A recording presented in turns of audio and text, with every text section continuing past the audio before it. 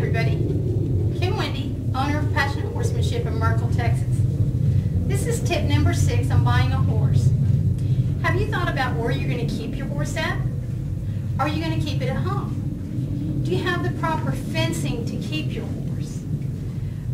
Mine, I have pipe fencing on some of them. Others, I have used a different type of horse fencing. So you need to think about that. You don't want a fencing that is really weak that your horse is going to push down or step over and get out. Around here, if horses got out, I'm 8/10 of a mile from a major interstate. They could get up there, get hit, and that's something that you don't want to happen. So think about the type of fencing that you have and where you're going to keep your horse. Is it a safe area to keep your horse in? You might have to keep it at a stable.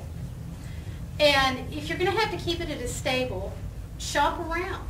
Is a stable close to you or is it far away? Find out what their prices are. What do they have to offer?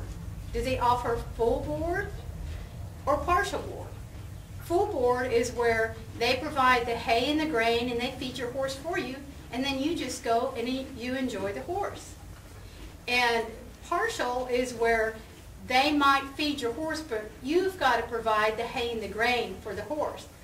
There's different combinations that different stables offer, so just check around and see what they do have to offer.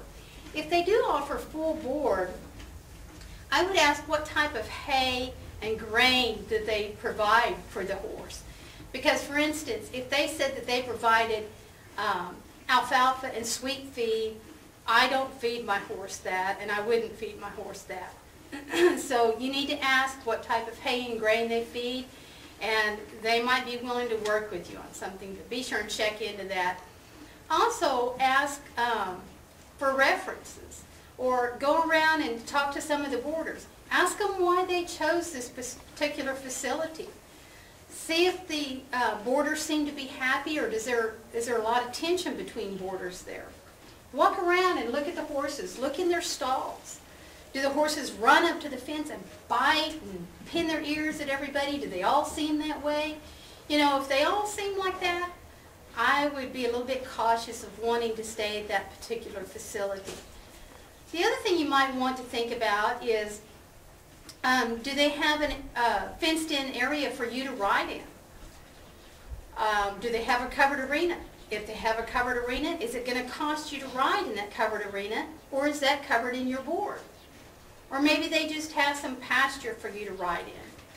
So anyway, those are all things to consider when thinking about where you're going to keep your horse. For more tips like this, I invite you to visit my website, www.clickerhorsetraining.com. Thanks for watching.